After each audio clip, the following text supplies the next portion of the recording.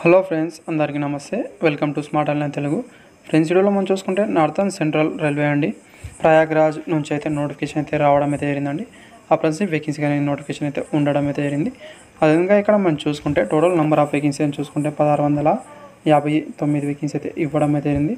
అదేవిధంగా notification video కూడా డిస్క్రిప్షన్లో ఇస్తానండి. అక్కడ నుంచి వెళ్ళి మీరు క్లారిటీగా చూసుకోవచ్చు. దీంట్లో ఎన్ని వేకెన్సీ ఉన్నాయి, అదేవిధంగా క్వాలిఫికేషన్ ఏంటి, అదేవిధంగా ఏజ్ లిమిట్ ఏంటి అనేది ఇక్కడ మీరు చూసుకోవచ్చు. ఆ తర్వాత ఇక్కడ వచ్చి మీరు అప్లై అని చేయాల్సి అయితే ఉంటుందండి. ఫస్ట్ మనం ఇక్కడ చూసుకుంటే న్యూ రిజిస్ట్రేషన్లో అయితే వెళ్ళాల్సి అయితే ఉంటుందండి. లాస్ట్ డేట్ అనేది మనం ఇక్కడ చూసుకోవచ్చండి. ఆగస్టు 1 వరకు అప్లై అని చేసుకోగలరు. రిజిస్ట్రేషన్ చేసుకున్న వాళ్ళైతే ఇక్కడ ఫస్ట్ మనం ఇక్కడ మీ రిజిస్ట్రేషన్ నెంబర్, ఆ తర్వాత పాస్వర్డ్ ఇక్కడ ఎంటర్ చేసిన తర్వాత క్యాప్చా ఇక్కడ ఫిల్అప్ చేసి మీరు లాగిన్ అయితే అవ్వాల్సి అయితే ఉంటుందండి. అయితే ఫస్ట్ మనం ఇక్కడ చూసుకుంటే మీరు రిజిస్ట్రేషన్ అయితే కంపల్సరీగా చేసుకోవాల్సి అయితే ఉంటుంది.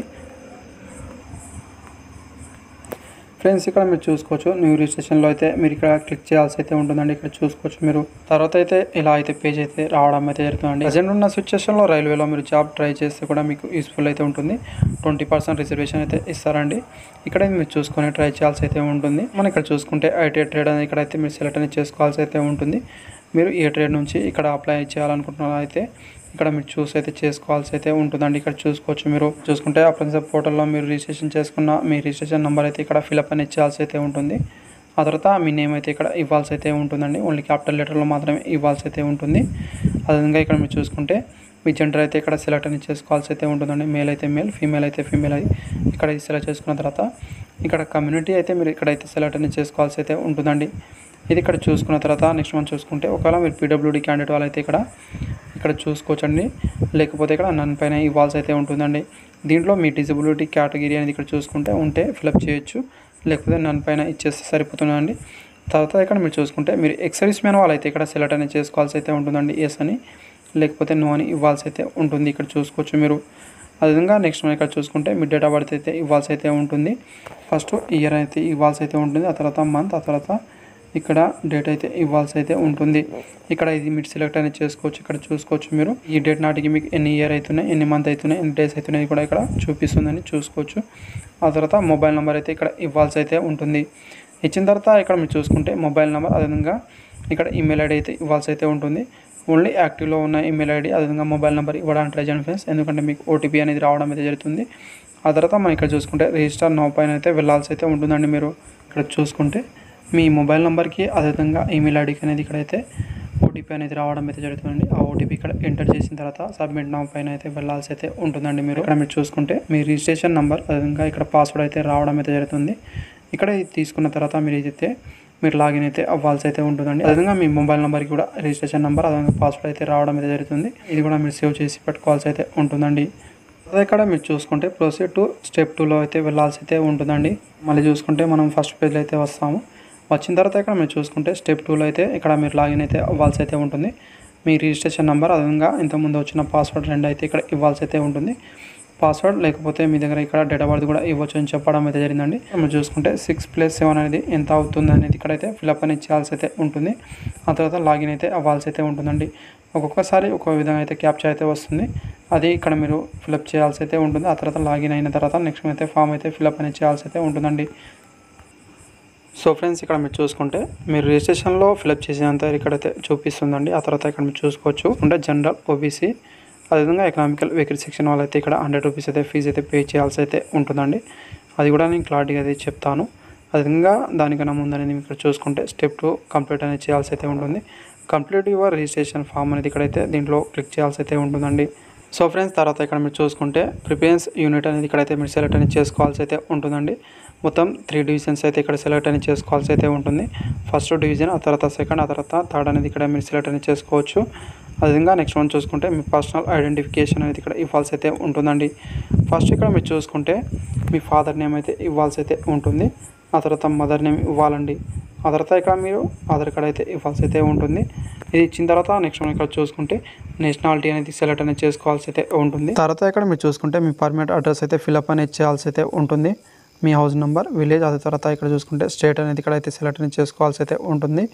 మీరు ఆంధ్రప్రదేశ్ నుంచి అప్లై చేస్తే ఆంధ్రప్రదేశ్ అని, తెలంగాణ నుంచి ఉంటే తెలంగాణ అని ఇక్కడ అప్లై అనేది చేసుకోవాల్సి అయితే ఉంటుందండి. సెలెక్ట్ అనేది చేసుకోవచ్చు. తర్వాత డిస్ట్రిక్ట్ అయితే ఇక్కడ మీరు సెలెక్ట్ అనేది చేయాల్సి అయితే ఉంటుందండి.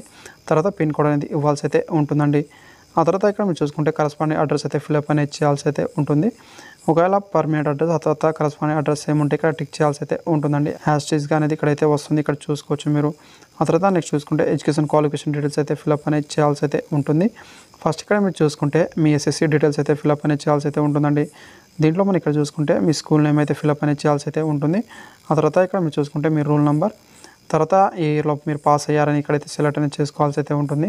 ఆ తర్వాత ఇక్కడ చూసుకుంటే మీకు టోటల్ ఎంత మార్క్స్ ఉండే, ఆ తర్వాత మార్క్ ఆప్టిమైడ్ అనేది ఇక్కడ చూసుకుంటే మీకు వచ్చిన మార్క్స్ ఎంత, అదేవిధంగా పక్కన చూసుకుంటే ఇక్కడ మీకు వచ్చిన పర్సెంటేజ్ అనేది చూపిస్తుందండి. అదేవిధంగా ఇక్కడ చూసుకుంటే మీ డాక్యుమెంట్ అది కూడా అప్లోడ్ అనేది చేయాల్సి అయితే ఉంటుంది. ఇక్కడ చూసుకోవచ్చు మీ 50 to 200 KB లోపు అయితే మీరు అప్లోడ్ అనేది చేయాల్సి అయితే ఉంటుంది.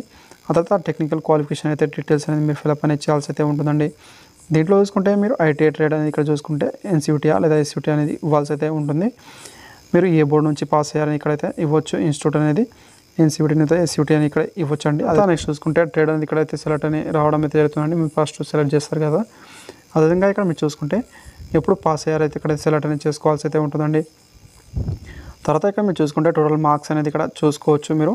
మీకు ఎంత మార్క్స్ ఉండే అనేది ఇక్కడ ఇవ్వాలి. ఆ తర్వాత మీకు వచ్చిన మార్క్స్ ఎంత అని ఇవ్వాల్సి అయితే ఉంటుంది. తర్వాత పర్సంటేజ్లో అయితే వస్తుంది. ఆ తర్వాత ఇక్కడ మీరు మీ డాక్యుమెంట్ కూడా అప్లోడ్ అనేది చేయాల్సి అయితే ఉంటుందండి. ఇది కూడా 50 to 200 KB లోపు అయితే ఉండాల్సి అయితే ఉంటుంది. ఆ తర్వాత ఇక్కడ మీరు ఫోటో అనేది అప్లోడ్ అనేది చేయాల్సి అయితే ఉంటుందండి.